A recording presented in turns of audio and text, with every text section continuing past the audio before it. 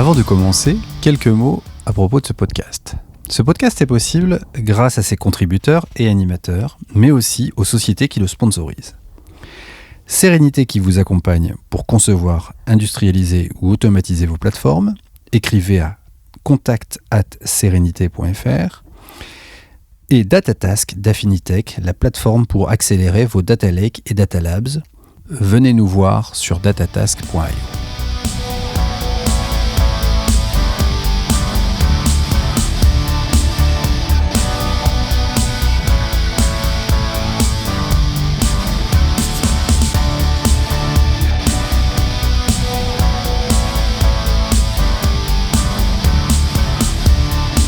Bonjour à toutes, bonjour à tous, bienvenue dans un nouvel épisode du Big Data Hebdo.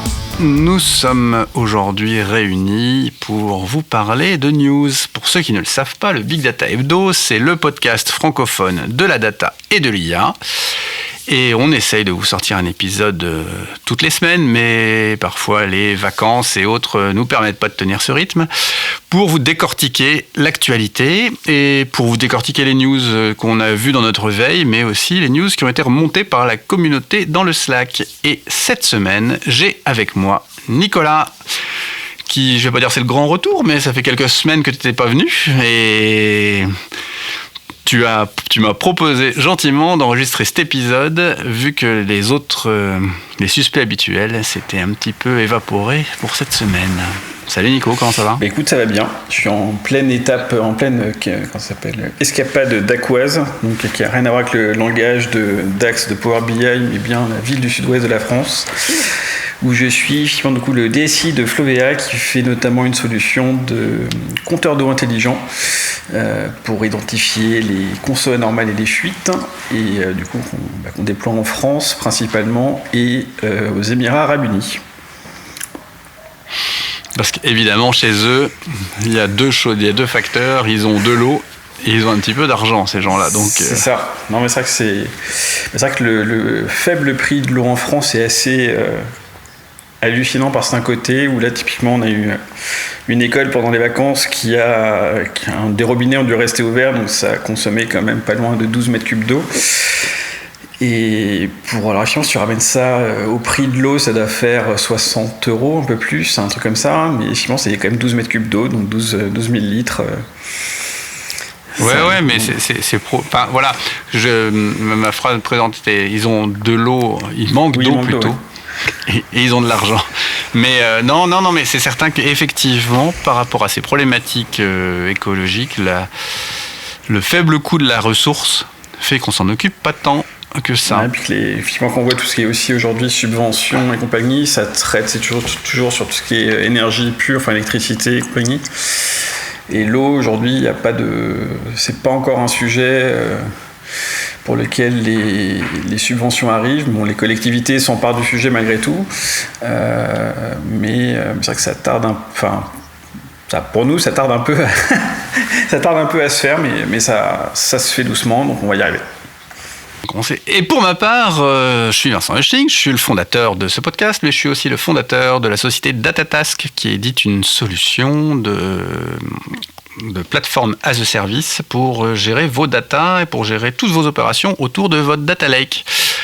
On est présent sur les principaux cloud providers, mais surtout, on est capable de vous fournir une solution totalement souveraine, puisqu'on tourne chez Scaleway avec notre solution.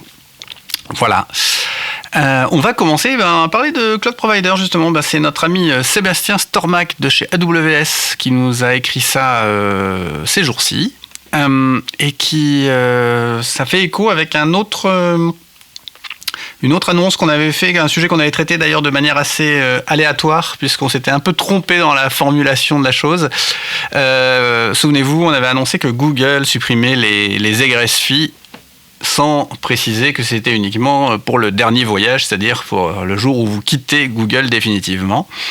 Eh bien, AWS a emboîté le pas là-dessus, puisqu'ils ont annoncé que, par contre, c'est pas pour toute votre organisation, ça peut être pour un seul de vos comptes AWS.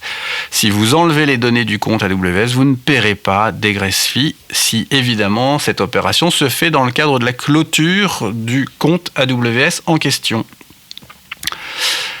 Le blog post dit par contre que de toute façon, aujourd'hui, 90% des clients ne sont pas concernés par ces coûts d'égresse lorsqu'ils quittent le compte AWS, puisque AWS fournit 100 gigaoctets de trafic gratuitement dans le free tier mensuel. Donc là-dessus, c'est effectivement quelque chose qui, pour beaucoup de clients, ne sera pas structurant, mais c'est vrai que quand vous avez plusieurs dizaines, centaines de téras de données, ce qui peut arriver, hein, nous on a plusieurs clients chez qui c'est le cas, eh bien, c'est un peu prohibitif. Aujourd'hui, ces egress costs étaient un peu prohibitifs pour faire le move et le transfert d'une infrastructure d'un cloud provider à un autre. Voilà. À voir si Azure suit la tendance ou pas.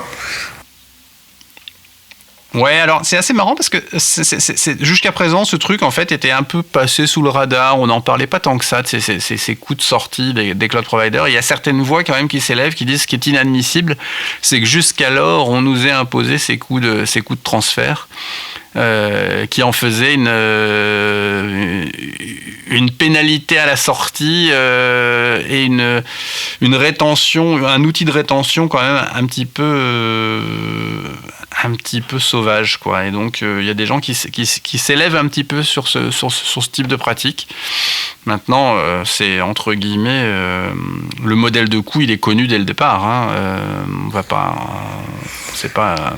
Il y avait, comment il s'appelle ? C'est Cloudflare qui avait lancé entre leurs services, alors je ne me souviens plus les noms, je crois que le S3 devient S2 et ainsi de suite, où ils avaient pas mal communiqué sur les coûts d'ingress et le fait que si on utilisait leur solution, ça réduisait les coûts d'ingress énormément. Donc je trouve que en le rendant public et en le valorisant, parce que certains ça a arrangé des gens comme Cloudflare, et puis d'autres se sont peut-être posé la question du coup de potentiellement combien ça leur coûte, quoi. C'est clair, ouais, évidemment. Donc plutôt bonne nouvelle, et puis soit un signe quand même assez intéressant de ce point de vue-là. On va parler maintenant, on reviendra sur du data engineering après, mais on va évidemment parler un petit peu des dernières annonces qu'il y a eu autour de Mistral. Je n'oserais pas dire que Mistral semble être le grand gagnant de la bataille des LLM. C'est pour cette semaine en tout cas. Mais en tout cas, cette semaine, c'est eux qui ont tenu la corde, puisque il y a eu dans les 2-3 dernières semaines, successivement deux annonces. Une première qui a été faite sur un accord entre Mistral et Microsoft. Alors, ça a déjà lancé plein d'émoi. Mais ces derniers jours, on a eu surtout l'annonce de Snowflake qui intègre Mistral AI à l'intérieur de son offre Snowflake Cortex. Et donc, cette offre, elle va permettre de disposer des modèles de Mistral directement dans le cloud de Snowflake et de pouvoir faire des choses avec ces modèles qui vont être directement disponibles. Alors, on peut imaginer que ça va un peu plus au-delà de ça et qu'il va y avoir des intégrations un peu plus poussées. Mais à nouveau, s'il y a bien une constante chez Mistral, c'est qu'on a un peu de mal à savoir où est-ce qu'ils veulent aller et où est-ce qu'ils en sont, et ce qu'ils veulent faire à chaque fois qu'il y a une de ces annonces qui se fait. Néanmoins, on a envie de dire, ils font que suivre ce qui est un élément de motivation, qui est d'avoir des partenariats qui leur permettent de continuer à travailler confortablement. Mais si on regarde aujourd'hui, finalement, il n'y a plus que Llama 2 qui serait vraiment indépendant de tous les autres cloud providers, puisque Llama 2, c'est une émanation de Facebook, c'est Meta AI Labs. Et alors que tous les autres maintenant sont quand même très liés à d'autres cloud providers. Anthropic, on sait qu'AWS a investi dedans. Donc c'est quand même pas mal de choses de ce point de vue-là qu'il faut pas perdre de vue sur tout ça. C'est vrai que techniquement, économiquement, leur partenariat semble assez bien ficelé et ça semble créer de la valeur. Après, sur le côté souveraineté européenne, le lobby qui a été fait, ça pose plus de questions, effectivement, entre le discours annoncé et puis les faits actuellement, alors aggravés par leur silence c'est vrai que ça souffle un peu le chaud et le froid pour faire un joli jeu de mots sur le sujet, mais non, c'est vrai que c'est compliqué. Après, effectivement, ça pose sur la question de est-ce qu'une entreprise, jusqu'où elle doit aller en termes de contribution au bien commun, à l'intérêt général, et ainsi de suite.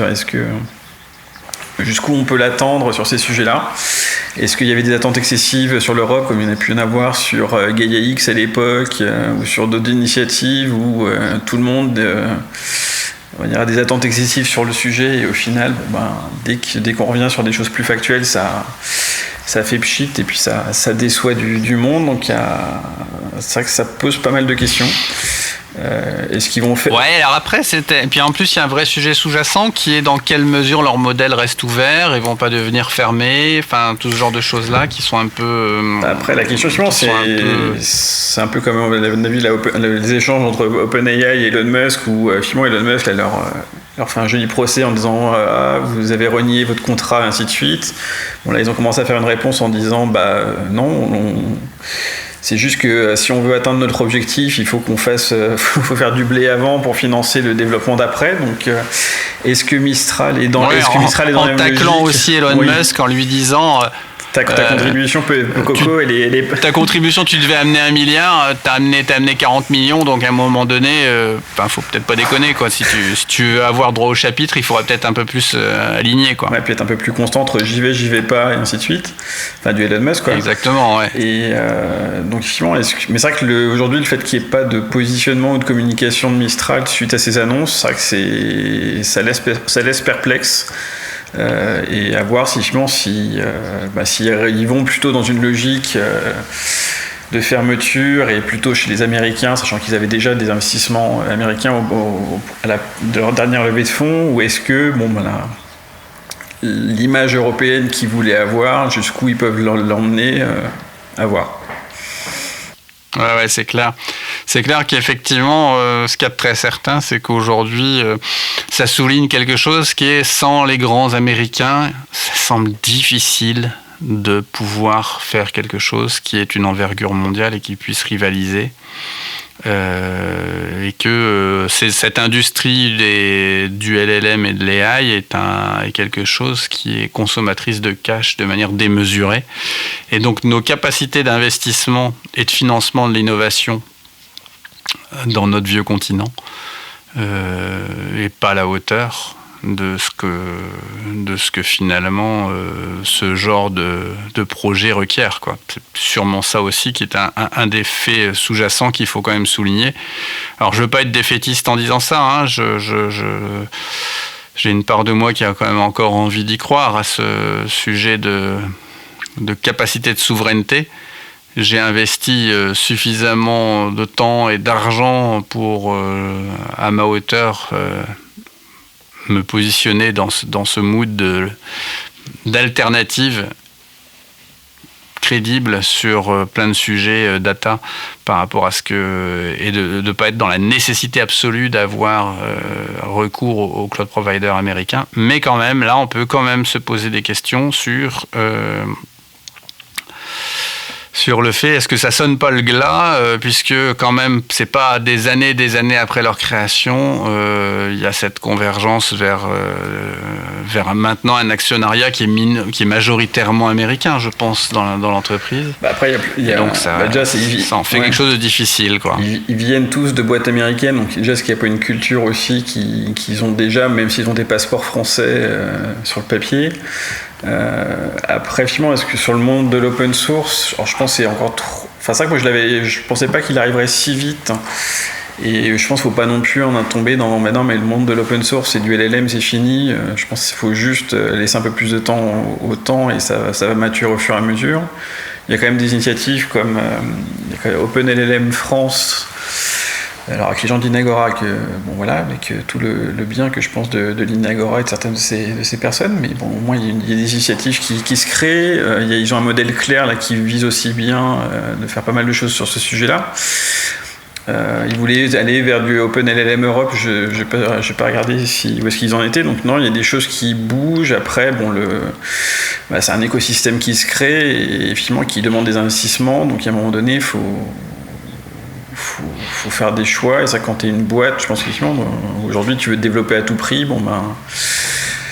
tu es un peu contraint. Et c'est pas parce qu'effectivement, alors même si l'Europe, d'un point de vue réglementaire, te favorise, faut aussi avoir les capacités de financement, d'investissement tu peux pas demander à avoir un champion européen si tu mets pas un peu des sous dedans, quoi. Ouais. Alors pour l'instant, on n'a pas encore tellement de choses qui sont sorties de QTI, mais faut espérer qu'on arrive à sortir quelque chose. Depuis novembre, effectivement, il n'y a pas eu grand-chose dont on a parlé, mais allez, on va espérer qu'effectivement il y aura des choses qui vont émerger de ce côté-ci. Allez, comme promis, on revient sur des choses plus connues et où on va être un peu plus à l'aise, puisque ces grands débats me dépassent un petit peu, je dois l'avouer. On va parler de data engineering. Souvenez-vous, on a parlé l'autre jour de 1 Billion Row Challenge, de 1 Trillion Row Challenge, et c'était des approches un peu traditionnelles qui avaient été faites pour résoudre ces challenges, malgré le fait du côté un peu fake du challenge qui avait été souligné par certains par rapport à la typologie de données. Mais bon. Je le conçois. Ouais, je le conçois effectivement aussi, mais je pense que même si le truc il n'est pas exactement bon à un moment donné. Et là, on a des gens qui sont attaqués à ce type de challenge, mais avec quelque chose qu'on n'attendait pas, puisque c'est pas classiquement là qu'on voit ce langage. Ils ont décidé de faire le 1 Billion Row Challenge en Go. Alors parce qu'effectivement, faire du data processing en Go, c'est pas forcément le truc auquel on pense le plus. C'est plus des choses où on va plutôt traiter des modèles concurrents par rapport à utiliser des modèles de threading et de concurrence propres à Go pour faire des choses. Et finalement, là où c'est finalement intéressant, en plus, pour quelqu'un qui fait pas du Go, alors moi j'en fais pas mal, hein, donc je suis un peu à l'aise là-dessus, mais il y a pas mal de concepts qui sont passés en revue dans l'article, notamment le fait de faire des choses avec à découpler lecture, faire des channels entre des goroutines, enfin des choses comme ça qui sont des choses, si vous voulez monter d'un cran en termes d'architecture logicielle en Go, il faut en passer par ces histoires de channels qui permettent de récupérer de la donnée qui a été faite dans une goroutine. Alors la goroutine, pour ceux qui font pas du Go, ce serait un mini thread en fait. Ça pourrait être un peu qualifié de ça. C'est quelque chose qui va être capable de tourner de manière concurrente et d'avoir une exécution en parallèle d'autres choses. Et pour le coup, c'est quelque chose de très efficace pour pouvoir traiter les choses. Mais évidemment, vous avez des problèmes de race condition, des choses comme ça, si vous voulez traiter les échanges de données entre ces différentes goroutines. Et donc, les channels, ce serait comme des petites queues que vous auriez à l'intérieur entre ces différentes unités de traitement. Et ces channels permettent de résoudre pas mal de choses de ce point de vue-là. Et donc l'article est assez bien écrit, puis assez bien documenté, surtout en termes de performance et d'amélioration de performance et de ce que ça a pu faire sur chacun. Suivant la data structure que tu prends, il montre entre une approche naïve et des approches plus évoluées ce qu'il arrive à gagner. Il y a aussi le fait, à un moment, si tu considères les valeurs numériques comme étant des flottants ou des entiers, tu as un boost de performance de dingue. Donc, des fois, il y a des choix comme ça à faire auxquels on pense pas forcément, pense pas forcément, et en fait, qui ont des effets de dingue, quoi. C'est certain qu'effectivement, nos années passées à utiliser des langages très tolérants, pour dire les choses gentiment, Très agile, très tolérants d'un point de vue type. Nous ont donné des mauvaises habitudes de ce point de vue-là, et on se rend compte que dès lors qu'on commence un petit peu à regarder précisément les types et à mettre les bons types et à caster les données correctement, on va se retrouver avec des choses bien plus performantes, avec des ordres de grandeur qui vont devenir fous, parce que maintenant les types sont prévus pour stocker des données tellement grandes, les types standards entre guillemets, par défaut plutôt que standard, qu'à un moment donné, on se retrouve dans une situation où on gâche de la mémoire de manière totalement folle. Donc, à lire ou à relire si vous voulez faire du data processing en Go, et puis si vous voulez découvrir un peu Go, je ne sais pas s'il faut commencer par ça, mais c'est pas mal. De ce point de vue-là. À quand la version de DuckDB, Vincent ? Sur Go, on a trouvé sur le 1 billion euro. Ah, sur le 1 billion euro. Je suis pas certain que la version DuckDB fasse. Quand tu as dit que tu t'essaierais de la faire pour voir ce que ça donnait dans un précédent épisode. Ouais, j'essaierais, mais j'ai pas mal de trucs à faire en fait. Ouais, c'est fait. Et donc, mais c'est vrai qu'effectivement, moi je vois plutôt DuckDB sur une problématique d'aisance et de facilité à faire des choses, plus que sur une problématique de faire quelque chose qui soit ultime en termes de performance. C'est un peu là où je vois ce distinguo là qui serait à faire. Donc pour ça que je suis pas absolument certain que DuckDB soit une bonne réponse par rapport à un traitement ad hoc fait sur quelque chose comme ça. Typiquement, je suis absolument certain que quelque chose fait avec Polars, par exemple, aura de meilleures performances sur une problématique comme celle-là que quelque chose fait par DuckDB. De mon point de vue.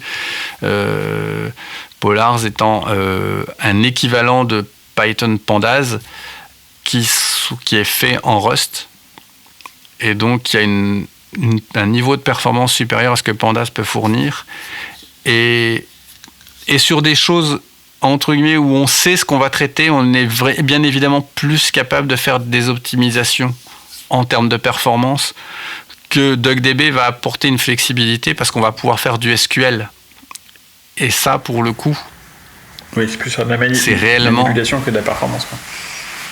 Voilà, c'est sur du SQL, c'est un peu freestyle, quoi. On fait un peu ce qu'on veut, on n'a pas besoin à la conception dès le départ, et c'est interprété, et puis voilà. Si on a la possibilité de faire quelque chose qui va être compilé, qui va être optimisé, on a évidemment quelque chose de plus facile, quoi, à faire, quoi. Soyons clairs là-dessus, quoi. Donc, mais c'est toujours assez intéressant, même si c'est assez... je cherche un terme assez peu significatif et assez peu réaliste de ce que peut être le quotidien. Ces exercices de recherche de performance sont toujours des choses assez intéressantes à regarder.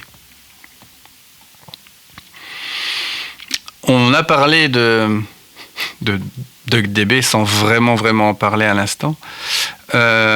On va parler maintenant de ce qui vient souvent avec DuckDB derrière, qui est DBT. Comme je vous parle de DuckDB, généralement je vous parle de DBT derrière. Et donc c'est Zendesk qui a écrit un assez bel article. L'article en question, c'est la troisième partie de leur chemin vers DBT. La première partie de l'article, le premier article, c'était comment est-ce qu'ils ont évalué DBT pour comprendre ce qu'ils pourraient faire.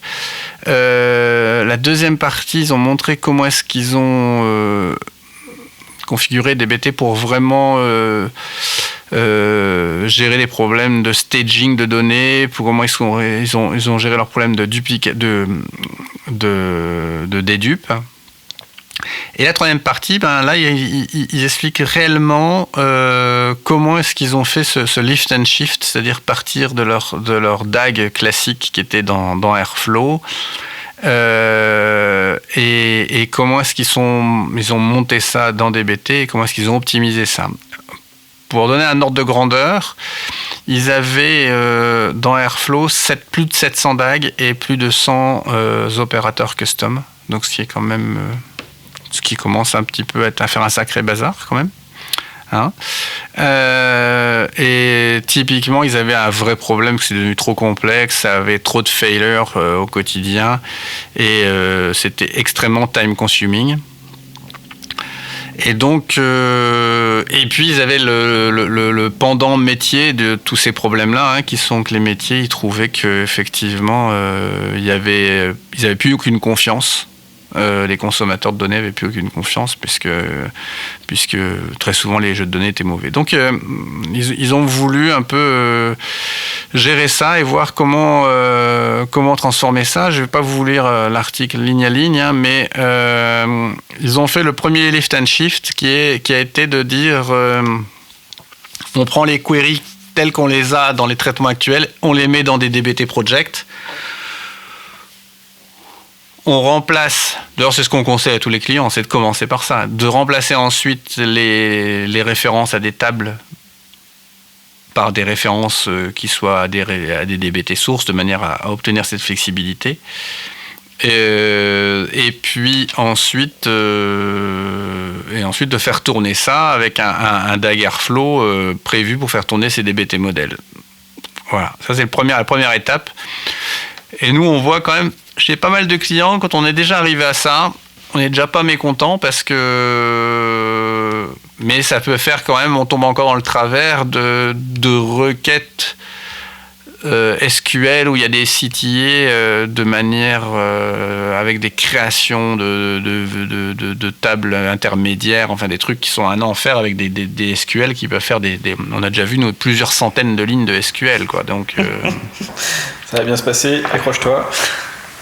Même en le mettant dans DBT, on n'a pas résolu grand-chose en faisant ça, quoi. C'est clair que ça. Et donc, la deuxième étape, ce qu'ils ont appelé, eux, le basic refactoring, ça a été de dire, bon, allez, on va appliquer des standards DBT, on va renommer les modèles, les colonnes et tout ça, on va utiliser des fonctions internes, on va aller chercher un petit peu dans DBT utile s'il n'y a pas des choses qui peuvent résoudre des problèmes, notamment de deduplication, de choses comme ça. Faire de l'injection de valeurs, de variables dans les modèles DBT, et puis commencer à créer quelques macros pour pouvoir éviter d'avoir des logiques complexes. Typiquement, si vous ne faites pas de DBT, rapidement vous expliquer, c'est typiquement si vous avez par exemple une table où vous avez une jointure qui vous fait par exemple plein de colonnes avec une projection de colonnes, vous allez pouvoir faire des macros qui vont faire une boucle for en Python à l'intérieur de votre SQL, et vous allez avoir des blocs répétitifs qui vont pouvoir être répétés avec de l'injection de valeur à l'intérieur. Donc par exemple, pour projeter des lignes en colonne, ça permet d'éviter de faire un SQL qui soit trop complexe. Donc c'est quand même des trucs pas mal d'utiliser ces petites macros Python. Et puis ils ont aussi commencé dans cette phase-là à diviser des requêtes larges qui étaient un seul modèle dans la première itération en plusieurs table expression pour pouvoir faire qu'on ait quelque chose d'un peu plus modulaire. Et ils parlent d'avoir utilisé justement, d'avoir commencé à mettre des DBT tests pour gérer la data quality, pour répondre justement à la problématique métier, de pouvoir justement gérer la non-fiabilité des données. Et puis après est venu le temps de ce qu'ils ont appelé le Advanced Refactoring. Donc ils ont amélioré les table expression qu'ils avaient fait. Ils ont commencé à changer la matérialisation, c'est-à-dire que par défaut, DBT va vous matérialiser les choses sous forme de vue, mais vous pouvez de temps en temps pouvoir faire un checkpoint, par exemple dans un dans un lineage assez long, dire cette table-là au milieu, je vais la rematérialiser, enfin cette vue au milieu, pardon, je vais la rematérialiser sous forme de table, ce qui va me permettre d'avoir un point de reprise éventuel plus facile. C'est-à-dire que je vais pouvoir, par exemple, rejouer tout ce qui est en aval de cette table-là pour éviter de rejouer tout le processus complet, le cas échéant, si jamais j'ai un problème. Donc c'est quand même ce genre de petite optimisation qu'on finit par trouver. Et donc là, ils ont commencé à découper un petit peu les choses et à rendre les choses un petit peu plus faciles. Et donc ils terminent l'article en expliquant le bénéfice qu'ils ont eu à migrer ces data pipelines. Notamment, ils parlent bien évidemment du data lineage, de la data quality. Il souligne quand même une réduction des coûts, une amélioration des performances, ce qui est quand même pas négligeable. Et ils disent voilà, aussi surtout maintenant c'est fiable et c'est scalable. Donc ce que j'appelle un article de fond sur le sujet et qui montre un peu les grandes étapes et qui permet quand même si vous êtes en train de vous demander par quel bout vous allez prendre le problème, ça vous permet d'avancer plutôt pas mal là-dessus. Tu fais du DBT chez toi ? Non. Quelle erreur. Écoute, pour l'instant, mes petits projets, ma donnée, elle est principalement dans du Warp 10 aujourd'hui. Donc, pas que je sache une extension Warp 10 pour les DBT Warp 10. Et non, aujourd'hui, sur le projet Flowbox notamment, la partie Postgres, c'est que de la métadonnée sur des contextes clients, des trucs comme ça. Donc on va pas loin du tout. On n'a pas ce besoin-là. Connaissant Mathias, le jour où il y aura du DBT sur Warp 10, ça voudrait dire qu'il y aura du SQL dans Warp 10. Et ça on prend assez peu de risques.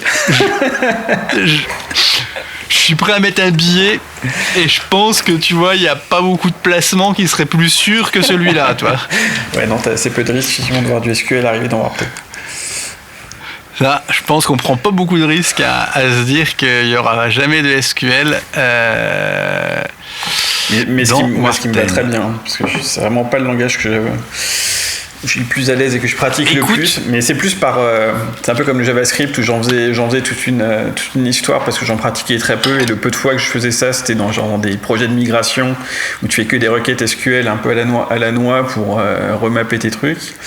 Le JavaScript, j'ai réussi à m'y mettre l'année dernière, donc je ne désespère pas, un jour je ferai peut-être du SQL. Ah, écoute, si tu conserves un côté urticant avec JavaScript, ce qui est mon cas, et pourtant j'en ai fait des pages et des pages de React, de React.js. Si tu as un côté urticant sur JavaScript, je te conseille de regarder du côté de HTMX. Ouais, alors j'ai vu ça passer, finalement j'ai pas regardé encore. C'est vrai qu'on est plutôt sur du Vue.js et déjà ça m'a pas mal réconcilié avec JavaScript parce que moi je me souvenais de début des années 2000, le JavaScript où tu fais JavaScript pour chaque navigateur, t'as pas encore, c'était même avant jQuery et tout ce bazar-là quoi.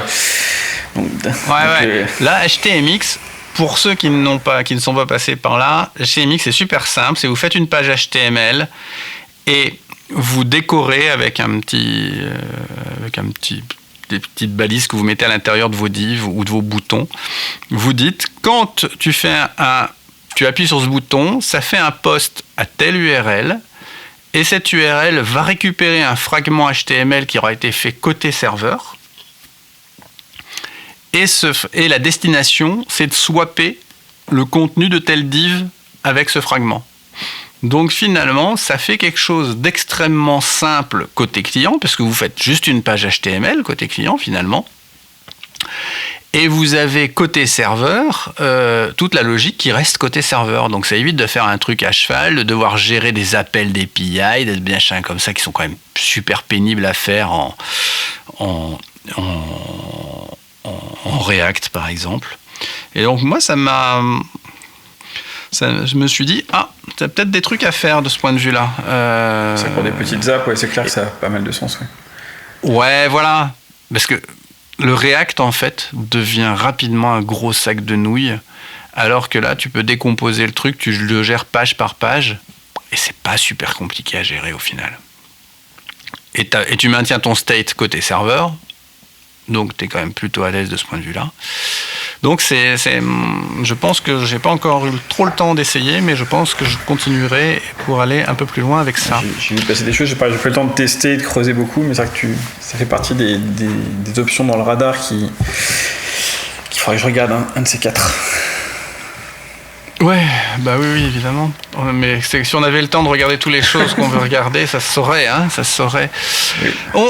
On était plein de louanges pour DBT à l'instant, et pourtant, l'article qui est écrit par l'équipe de Kestra, je vais y arriver, par Benoît Pimpeau, voilà. Remet en cause et il dit: est-ce que ce serait bien le moment de partir de DBT pour aller vers SQL Mesh? C'est bien, au moment où on commence à avoir un peu d'adoption sur DBT, on met ça dans la bataille. Alors nous, on a vu passer SQL Mesh il y a de ça quelques temps, et on s'est dit, c'est quand même pas mal. Il y a quand même pas mal de trucs qui sont mieux, mais est-ce que ça vaut le coup déjà de faire sortir des clients qu'on a eu du mal à amener vers DBT et de les amener vers SQL Mesh? Et l'article est assez... alors, on voit qu'ils ont fait leur choix, hein, quand même. Là. C'est clair que pour eux, il n'y a pas de retour possible. Et ils disent, typiquement, on parlait à l'instant de jQuery, il y avait pas mal, ils disent, ouais, il y a pas mal de monde qui disait DBT, c'est le Terraform de la data transformation. Ouais, je le trouvais un peu excessif celle-là, mais et ils disent, on faudrait plutôt considérer que DBT c'est plus jQuery que Terraform, quoi. Donc là, tu te dis déjà, ça charge quand même un petit peu fort, quand même. Ouais, mais en même temps, l'article de justement le DBT est plus similaire à jQuery qu'à Terraform, c'était quand même un employé de DBT Labs qui l'avait écrit quand même au départ. Et qui est assez documenté et qui est pas c'est vrai qu'il y a un côté un peu rude et aride par son côté à DBT, enfin moi pour le peu que j'en ai fait il y a un petit moment, alors que Terraform c'est un autre débat mais... Oui, je suis pas certain que si tu me lances sur le fait que Terraform c'est vachement easy, je vais être super à l'aise, je suis pas sûr. Non, mais c'était plus dans une logique effectivement, après jQuery, tu pouvais faire plein de choses, mais il fallait quand même maîtriser un peu les entrailles du truc, et c'était plus proche, effectivement, par rapport à du JavaScript que tu fais aujourd'hui, qui est assez élégant et simple à gérer. jQuery, c'était un peu plus, des fois, c'était un peu plus compliqué, quoi. C'était un peu plus proche, un peu plus brut de fonderie, quoi. Ouais, on est bien d'accord.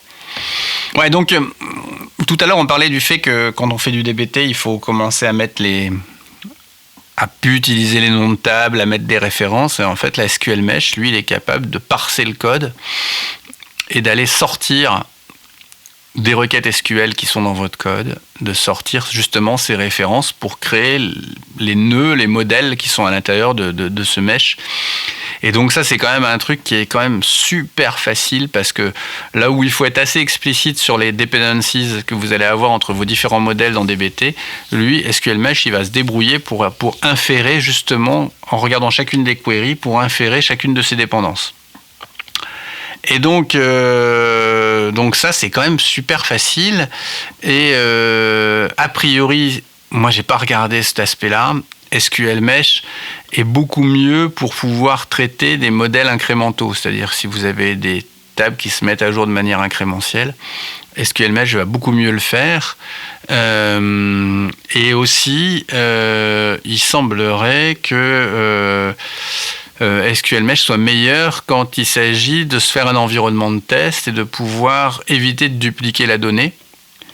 Alors qu'avec DBT, vous avez un schéma, vous dupliquez votre schéma pour faire un schéma de test, vous jouez vos modèles DBT sur ce schéma de test. Alors c'est facile avec l'injection des références, hein, Mais vous allez avoir plus de mal à faire ça. Donc c'est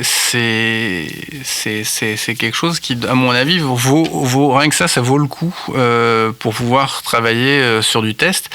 Et donc il dresse un tableau assez clair sur l'ensemble des choses que vous allez pouvoir faire d'un côté et de l'autre. Et donc, bien évidemment, vu que l'article est avec un parti pris assez fort, il y a plus de yes dans le tableau, dans la colonne SQL Mesh que dans la colonne DBT. Alors après, à savoir si c'est raisonnable ou pas de penser ça comme ça.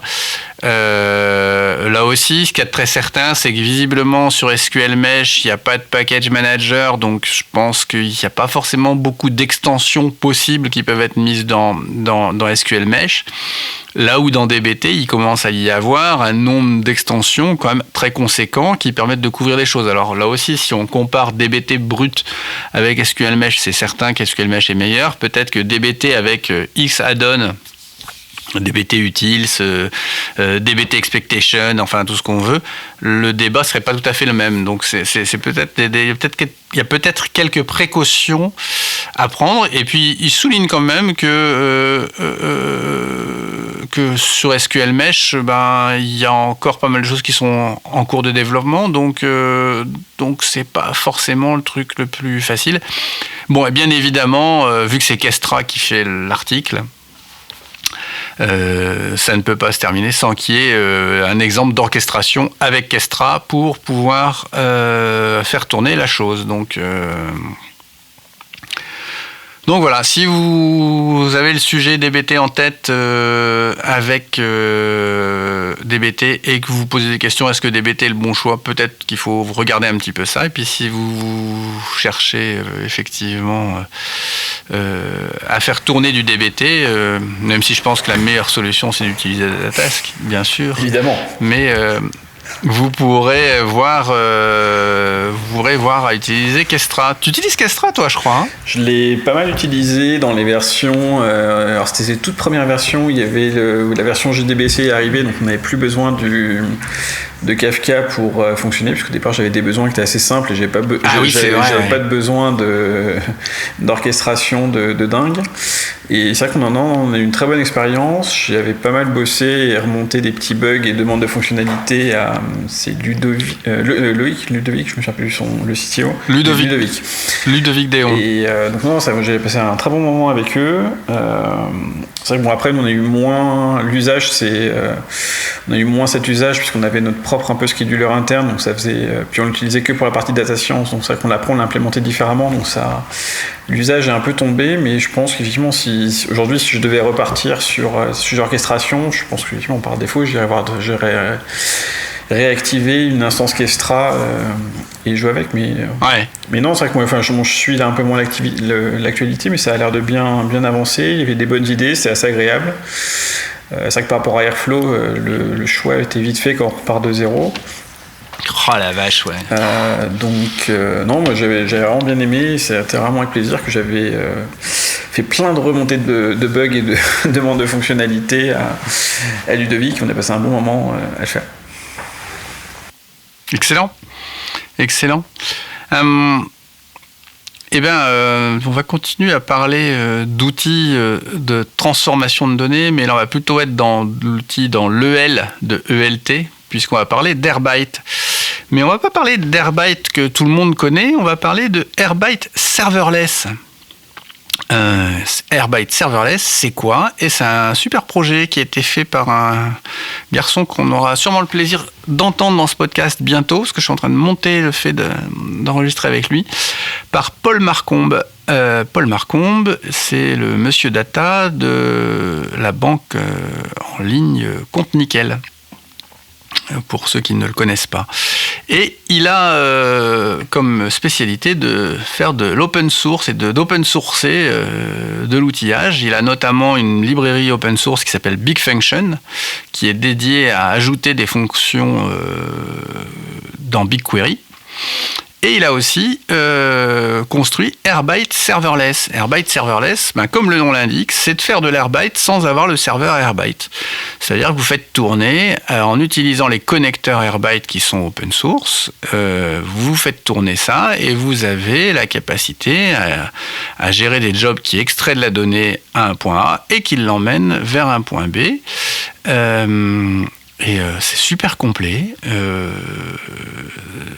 Ça peut résoudre pas mal de problèmes sur le fait de processer la donnée et donc sans requérir d'avoir une artillerie lourde type base de données et compagnie pour pouvoir gérer le state de la chose. Donc c'est super bien fait.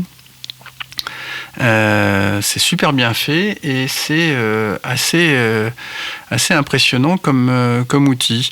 Donc voilà, Airbyte Serverless. Si vous aimez bien Airbyte et que ça vous arrangerait de pouvoir le faire tourner indépendamment du service Airbyte, vous pouvez faire ça. Alors bien sûr, ça vient avec certains trucs, c'est que vous pouvez pas, il n'y a pas de transformation layer, c'est vraiment de l'extract load. Vous n'êtes pas capable de gérer la transformation de données, vous allez charger ça brut. Il faut que vous gérez vos fichiers de configuration parce qu'ils ne sont pas centralisés. Et il n'y a pas de UI, bien sûr, puisque, comme on le dit, c'est serverless. C'est plutôt jQuery que Terraform, quoi. C'est plus jQuery que Terraform, exactement. Ça va être le titre de l'épisode. C'est plus jQuery que Terraform. On va parler maintenant de data contract. Alors j'ai déjà fait quelques petits passages où j'ai parlé un peu de data contract récemment. Ce qu'il y a de certain, c'est que c'est quelque chose qui commence à prendre vraiment forme. Et justement, pourquoi je mets ça sur la table aujourd'hui, c'est que jusqu'à maintenant c'était assez difficile à bootstrapper ces data contracts. Il fallait se taper des spécifications, écrire des fichiers YAML longs comme le bras. Enfin, d'ailleurs si vous allez sur datacontract.com, dont on mettra le lien, vous voyez ce fichier. Donc en fait, un data contract, c'est quoi? C'est quelque chose qui formalise ce qu'un producteur de données va offrir comme jeu de données et qui permet à un data consumer de savoir si ce jeu de données, c'est quoi ses attributs, quand est-ce qu'il est sauvegardé, c'est quoi sa rétention, c'est quoi, enfin toute forme d'information dont on aurait besoin pour faire de la gouvernance et pour savoir ce qu'il y a à l'intérieur d'un jeu de données et se dire, voilà, combien de temps il est mis à disposition ce jeu de données après que par exemple, là on parle d'un jeu de données qui sont les commandes et donc ils disent la donnée elle est disponible 25 heures après que qu'une commande soit passée dans le système. Voilà, donc c'est ce genre de choses là, quoi. C'est ce genre de choses là qu'on a, c'est-à-dire la donnée elle est délivrée une fois par jour. C'est un batch qui tourne, à quelle heure est-ce qu'il tourne, est-ce qu'il y a une équipe de support, qui sont les contacts, enfin tout ce genre de choses là. Et aussi, on va pouvoir exprimer dans ce data contract, on va pouvoir exprimer les tests qui vont faire que le jeu de données il est valide. Le nombre d'enregistrements requis, est-ce qu'il peut y avoir des duplicats, est-ce que toute forme de tests que vous pouvez imaginer, qui sont des règles, mais qui sont en fait à partir des règles métiers, vous allez dire qu'est-ce qui doit être fait en termes de tests, qu'est-ce qui doit être fait, est-ce que telle valeur peut être positive, enfin voilà, c'est toute forme de choses. Donc c'était un peu fastidieux à faire, surtout quand vous aviez déjà la base de données. Et donc il y a quelqu'un qui a fait une CLI pour Data Contract, qui s'appelle d'ailleurs Data Contract CLI. Et cet utilitaire, qui est un petit package Python, va vous permettre de faire quoi? Il va vous permettre de pouvoir initialiser un data contract avec la structure que vous devez remplir après, ça c'est déjà pas mal, mais il va surtout vous permettre déjà de pouvoir importer depuis un DDL SQL, c'est-à-dire une définition de table ou de vue ou de tout ce que vous voulez en SQL, donc dans lequel vous allez avoir tous les champs et donc toute la structure de base de données. Il va être capable d'aller vous chercher ça et de vous remplir le fichier, le YAML en question. Et puis il va être aussi capable de faire la chose suivante, c'est-à-dire de pouvoir exporter ce data contract pour le rendre compréhensible dans d'autres systèmes. imaginez, vous avez un projet DBT qui consomme une table qui est sa source. Eh bien, si vous voulez créer cette source correctement et créer les tests relatifs à cette source, vous écrivez le data contract de la table en question, avec toutes les règles métiers, ainsi de suite, et ça va dans DBT, vous injectez la source en question, et l'ensemble des propriétés, des métadonnées que vous aurez définies dans le data contract qui vont pouvoir être ainsi injectées dans la documentation DBT. Donc c'est quand même quelque chose qui va vous permettre de travailler, de pouvoir gérer vos data contracts, et sachant que bien évidemment, puisque vous avez mis une rubrique test à l'intérieur de votre data contract, vous allez pouvoir directement lancer les tests sur le data contract en question, et ça va donc aller se connecter à la base de données, lancer le jeu de test que vous voulez, puis vous allez avoir un joli rapport avec les checks qui sont passés, qui ne sont pas passés, ainsi de suite, et donc pouvoir un petit peu formaliser ce genre de choses-là. Donc c'est quand même quelque chose d'assez... si vous commencez à faire du data contract, cet outil peut vous amener un certain nombre de facilités. Voilà. C'est marrant parce qu'en fait, quand je vous entends parler de data catalogue et de data contract, ça me fait penser un peu à l'architecte d'entreprise qui fait son urbanisation de systèmes d'information. Donc, Ce podcast se passait bien jusqu'à cette comparaison, Nicolas, je t'en prie. Je suis désolé. Non mais attends, laisse-moi finir, je termine. Non, tu ne termineras pas tu ne termineras pas ça, s'il te plaît.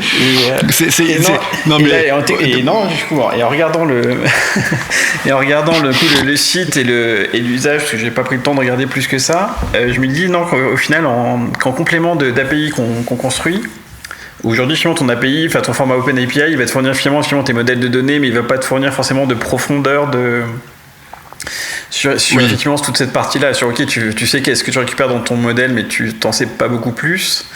Alors que si finalement tu rajoutes une petite couche de data contract pour compléter ton API, tu dois pouvoir faire une documentation qui doit être assez top.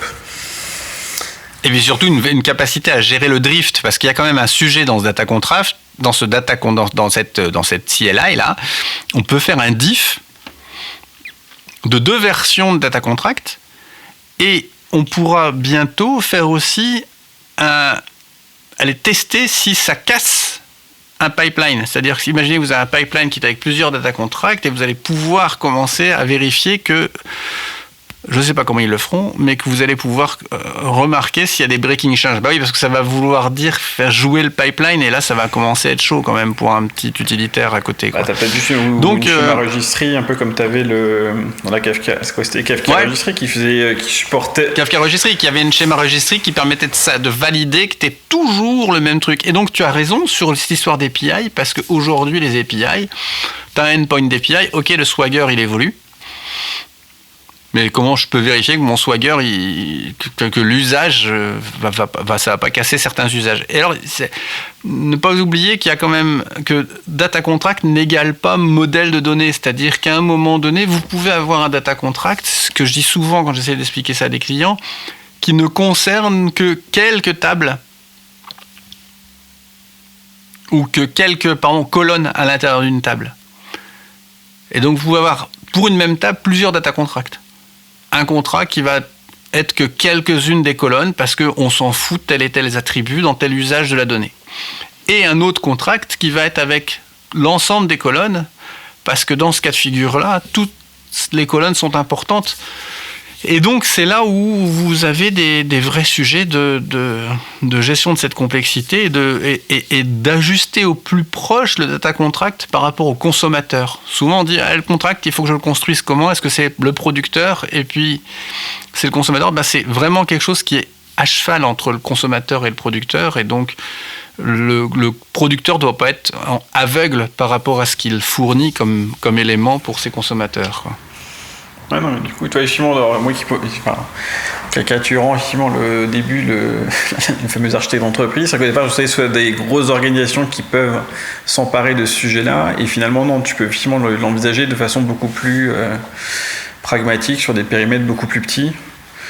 Et c'est vrai que sur des API, en complément de l'OpenAPI, il y a vachement ce data contract qui donne plus d'informations sur la profondeur de la donnée et son évolution.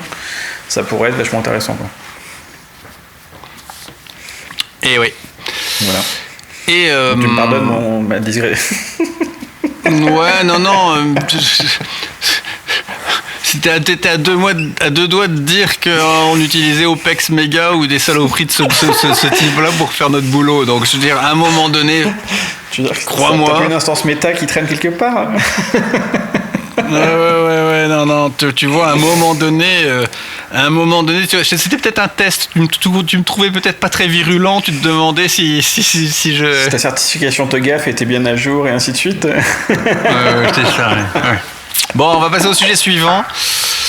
On est toujours dans cette gestion de la donnée, des métadonnées et justement de ces contracts. Et c'est quelque chose d'assez qui fait bien la jonction. C'est Open Metadata qui a sorti sa version 1.3 il y a très peu de temps, puisque c'était début février. Ouais, c'était il y a quand même quelques semaines, mais bon, on n'avait pas eu l'occasion d'en parler. Et ils ont amélioré des tonnes de choses. Déjà, la UI s'est améliorée. Elle était un peu rude auparavant. Elle a commencé à vraiment s'améliorer au fur et à mesure du temps. Ça fait quoi Open Metadata pour ceux qui ne connaissent pas, hein, comme moi? Open Metadata, c'est un data catalogue. Vous pourriez me dire, je profite que Jérôme ne soit pas là pour en parler, mais il est beaucoup moins versé dans la partie connectivité, comme peut l'être Zinea. C'est quelque chose de beaucoup plus recentré et qui, à mon avis, a une capacité de discovery qui n'est pas aussi forte que celle que peut avoir Zinea, dans lequel travaille Jérôme. Mais qui a quand même un avantage, c'est que c'est open source et qui fait pas mal de choses. Et ils ont notamment énormément amélioré leur lineage, c'est-à-dire la capacité à pouvoir dire tel jeu de données dépend de tel jeu de données. Et le gros avantage dans le lineage sur Open Metadata, c'est que vous pouvez injecter des traitements dans ce lineage. Je m'explique. Quand vous avez du DBT, vous avez naturellement, par exemple, le fait que telle table et telle table, leur jointure a fait cette vue, qui ensuite est utilisée par telle autre vue, qui va jusqu'à une consommation par un reporting à la fin. Mais si votre table en entrée, elle est issue d'un chargement de fichiers depuis un storage, lequel chargement de fichiers, si vous êtes dans un lakehouse par exemple, et lequel chargement de fichiers avait été issu d'un processing auparavant, vous vous retrouvez dans votre documentation qui est liée à votre base SQL avec une partie incomplète de la picture. Et là, dans Open Metadata, vous allez pouvoir dire « Ok, j'ai tel jeu de données dans mon stockage S3, donc Open Metadata va être capable d'aller le chercher, d'aller collecter de l'info sur ce jeu de données. J'ai tel autre jeu de données aussi dans le S3, et ces deux jeux de données ont été chargés sous forme de table à l'intérieur de ma base de données SQL. Et donc, dans Open Metadata, vous allez pouvoir faire que la vue qui est au bout du pipeline va pouvoir être liée au jeu de données qui était dans le stockage objet S3 au départ. Parce que vous avez une API qui vous permet d'aller rajouter des objets à l'intérieur, de rajouter des liens, de rajouter des choses comme ça. Et ce lineage est super bien foutu de ce point de vue-là. C'est forcément par discovery, dans le sens tu es obligé de te connecter au S3 pour qu'il déclare cette data source, ou tu peux juste la déclarer en disant là je déclare une data source, mais par exemple mon composant ne sait pas il peut pas se connecter au S3. Les deux sont possibles. Tu peux le déclarer aussi. Les deux sont possibles, c'est-à-dire que tu peux dire ouais, ok, bon, moi j'ai ce fichier là, va me le scanner pour retrouver, pour faire un sample dessus ou des choses comme ça, donc il va être capable de faire de l'ingestion un peu automatisée, mais sinon tu peux rentrer des propriétés toi-même. Et pour le lineage, petite nouveauté là qui est quand même super intéressante, c'est qu'il y a du column lineage dans Open Metadata. Et là aussi, on peut manuellement, si par exemple, imaginons qu'on a fait le truc qu'il ne faut pas faire, c'est-à-dire une vue où on fait un select étoile de la table précédente. Tant qu'il n'y a pas beaucoup de lignes, par exemple. Ouais, mais oui, il n'y a pas beaucoup de colonnes surtout, ça va. Et donc, à un moment donné, ça veut dire que vous ne savez pas si dans cette table, il y a telle colonne ou telle colonne. Et en admettant le cas le pire, c'est que c'est une table intermédiaire sur laquelle vous avez fait un select étoile. Et après, vous faites un select de certains nombres de colonnes. Et donc, vous allez être capable de dire, la colonne user ID, elle était bien présente dans cette table au milieu et elle est utilisée par l'autre côté. Donc, de pouvoir retisser des lineage, de forcer un peu le lineage naturel qui aurait été fait par Open Metadata.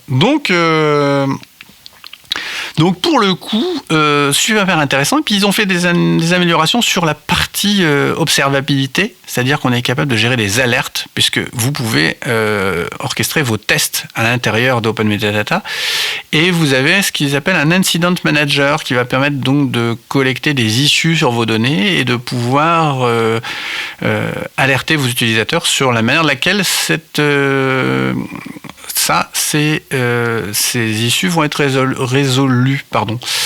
Et donc vraiment super intéressant. Donc je vous invite à aller regarder la release note qui est super intéressante et où ça passe en revue toutes ces choses-là.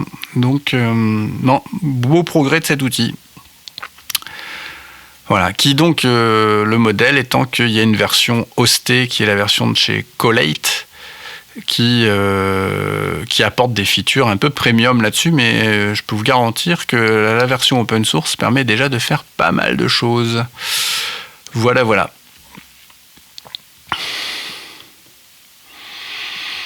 Participer à un truc un peu fou la semaine prochaine. Ça sera le jeudi 14.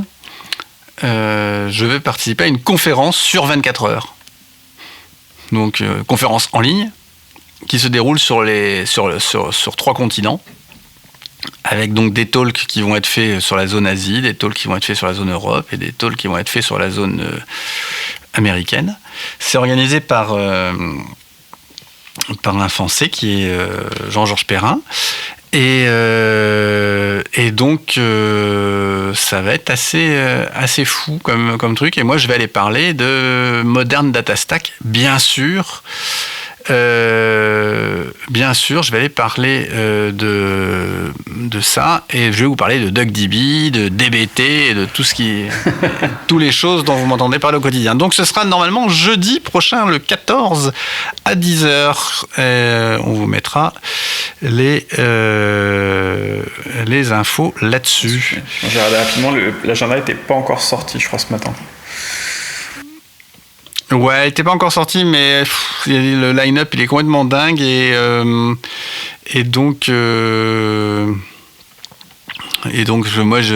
un truc à rester debout pendant 24 heures quoi. Mais c'est pas comme si j'avais autre chose à faire, c'est certain. Mais donc il y a aussi bien des talks sur de l'AI que des talks de data engineering et autres. C'est 30 minutes en plus là, le format par défaut. Ouais, les talks sont courts. Donc les talks sont 24 heures de format de. Mais il n'y a qu'une track. Qu'une track. Ce qui est déjà pas mal, mais. Ouais, mais c'est assez amusant. Et donc, il y a des gens assez impressionnants en termes de gens qui vont venir parler, qui vont venir. Ouais, je vais passer 2-3 noms. Il y a notamment, comment ça s'appelle, Zhamak Dehghani, là, qui est celle qui a inventé le concept du data mesh, dont je n'ai pas réussi à lire le livre en entier tellement c'est touffu. Et qui elle va effectivement venir faire une intervention pendant la conf. Donc il y a plein de choses intéressantes. Je vous mets le lien. Normalement cet épisode sera monté avant la conf, sinon ça perdra un petit peu de sa saveur. Tu as l'auteur de Data Contract, tu as effectivement des gens de... Ouais, dans les premiers noms qui sont annoncés, tu as du beau monde. Ouais. Moi, j'arrive très loin au fond de la liste. Hasard. Bon, Nico, on touche au bout de cet épisode. Yes. Dis-moi, où est-ce qu'on te retrouve ? Principalement sur le site du Big Data Hebdo. Et puis sinon, j'ai relancé mon blog technique, donc le serenit.fr, où je fais mes billets de veille mensuels. Mon petit challenge de cette année, d'essayer de republier. Et puis, ma foi, c'est tout. Ce que les autres réseaux sociaux, j'ai principalement abandonné faute de temps et d'intérêt. Je comprends. Donc voilà, et en fait ça me manque pas tant que ça, voire pas du tout.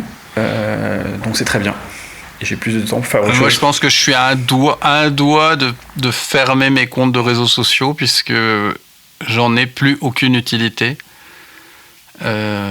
Aujourd'hui, c'est assez dingue. Je refais un peu de LinkedIn, évidemment. Je suis sur le Slack du Big Data Hebdo, bien sûr. Et j'essaye de temps en temps de sortir ma plus belle plume et d'écrire, mais c'est pas facile. Quand t'as pas écrit pendant longtemps, c'est un vrai challenge. C'est ça. J'ai ressorti une très vieille technologie qui s'appelle le RSS que j'affectionne particulièrement pour faire ma veille. Et donc je râle contre les sites et les blogs qui n'ont pas de flux RSS. C'est fou, hein. C'est fou que ça ait disparu. C'est complètement. C'est gratuit en termes de mise à disposition.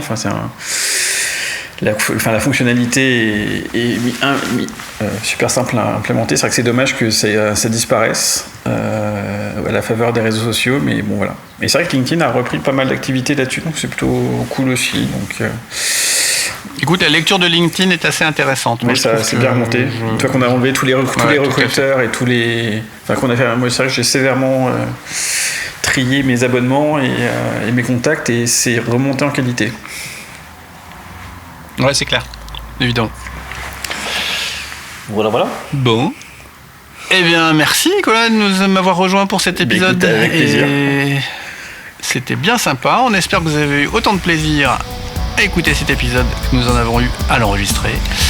Et puis on vous retrouve très très vite. À très bientôt. À bientôt. Merci d'avoir écouté ce Big Data Hebdo jusqu'au bout.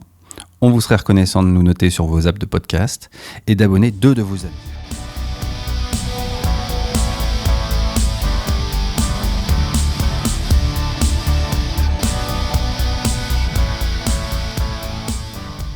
Un grand merci à Maxence Lecointe qui a composé et enregistré le générique de ce podcast.